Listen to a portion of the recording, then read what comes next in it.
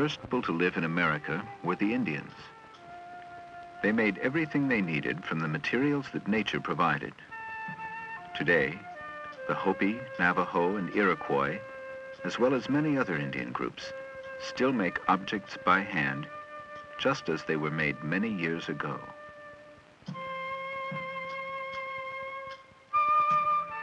The Hopi Indians have always lived in the American Southwest. In the old villages, high on the tops of stony cliffs, Hopi men still weave clothing and blankets on their large looms. Hopi women still gather the leaves of the yucca plant to make baskets. Long ago, baskets were used every day to carry water, to serve food, even to catch fish. After the leaves are gathered, they're peeled and put into bundles. Hopi women can make many different designs in their baskets by the way they stitch the coils of leaves together or by dyeing the leaves different colors.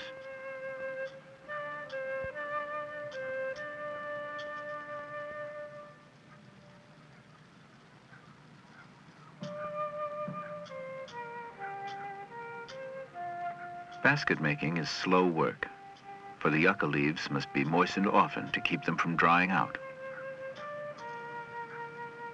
It may take as long as 2 weeks to finish just one basket. Hopi women like to work together, and they enjoy having children nearby. It helps to make the hours pass more quickly. Today, the Hopi use the baskets for decoration or sell them to those who value their beauty.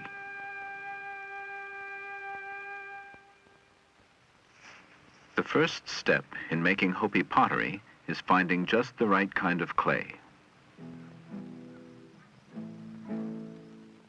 The Hopi woman works the wet clay into long coils with her hands. The coils are wound around and around until a bowl or jar is formed. After the wet clay is shaped, the pot is rubbed and scraped of the wet stone until it is perfectly smooth.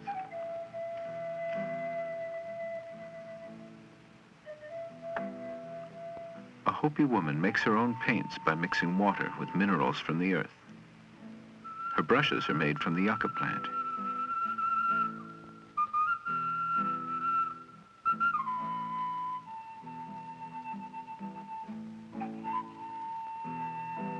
Her designs are shapes and curving lines that may remind her of things in nature, such as clouds and birds.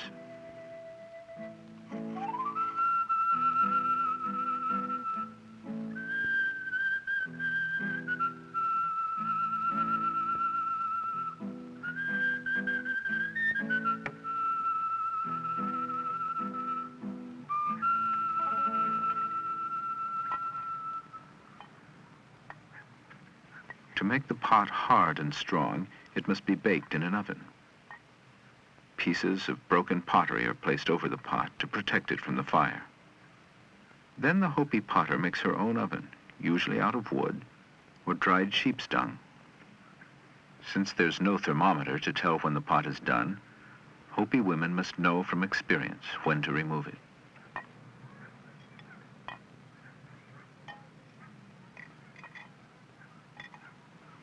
The design of Hopi pottery is quite unlike that of any other.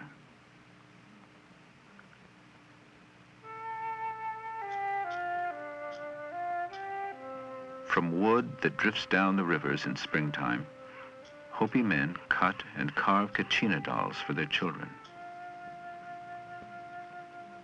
Kachina dolls are used to teach the children about the Kachina spirits. Hopi religion teaches that many different Kachina spirits bring rain and other good things to the tribe. The children learn to know the Kachina dolls by their different costumes, colors, and masks.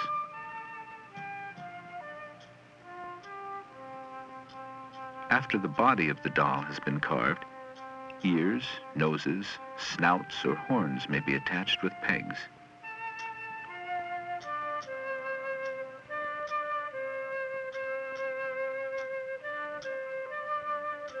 The details of the doll's mask and costume are painted on with bright colors.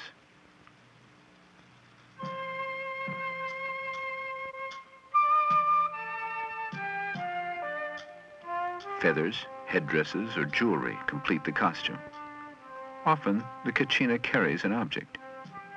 It may be a rattle, a branch, a bow and arrow. Since there are more than 250 different Kachina dolls, Hopi fathers are careful to make each doll as perfect as possible.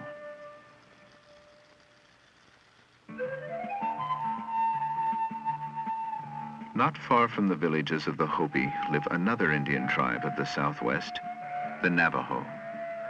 From the Hopi, the Navajo learned how to weave cloth from sheep's wool. Today, the Navajo are famous for their woven wool blankets and rugs. After the sheep have been sheared, their wool is cleaned and straightened. Then, the long wool fibers are spun on a spindle stick. To spin a thin, strong yarn takes practice and skill. When it's time to dye the yarn, the stove is brought outside. The Navajo still color most of their yarn with dyes that come from plants and berries.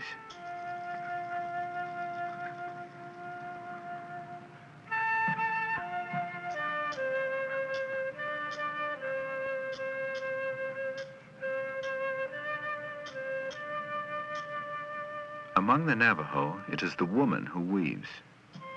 As she works at her loom, the Navajo woman plans a design for the weaving in her mind. She never has to write it down or draw a picture of it.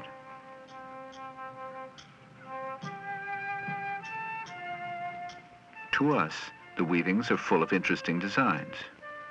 To the Navajo, the stripes say story.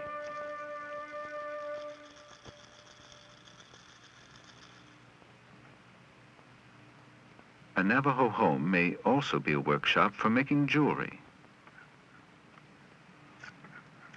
The first step in making silver jewelry is to carve a design into a block of sandstone.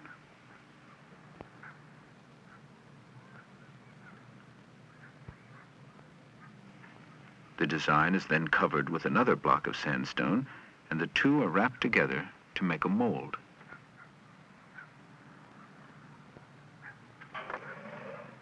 Scraps of silver are melted with a torch.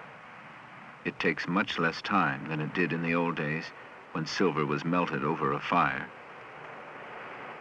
The Navajo silversmith can tell by the color of the melted silver just when it is ready to be poured into the mold. When taken from the mold, the jewelry is rough and not very pretty. It does not yet look like a bracelet. It must be rubbed and filed to make it smooth. Then the soft silver is hammered into a bracelet shape. During this process, the bracelet has picked up dirt and stains. A bath in hot acid removes them.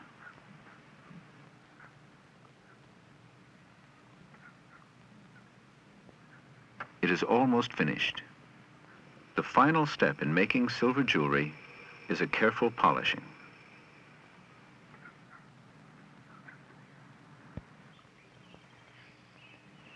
Unlike the Hopi and Navajo of the dry Southwest, the Iroquois Indians settled in the forests of northeastern America.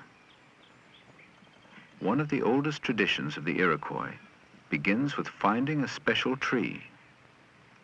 When a living basswood tree is found, an offering is made to the spirit of the tree.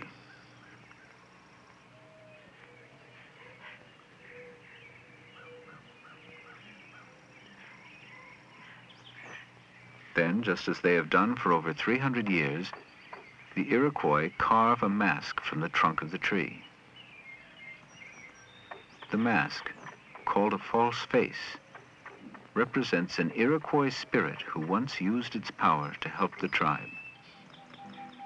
The Iroquois believe that when the mask is worn in a ceremonial dance, special powers to cure disease are given to the one who wears it.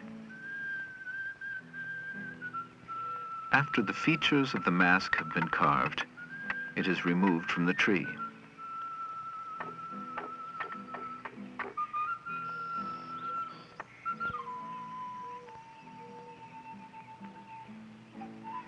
carefully made fire burns away the center of the mask.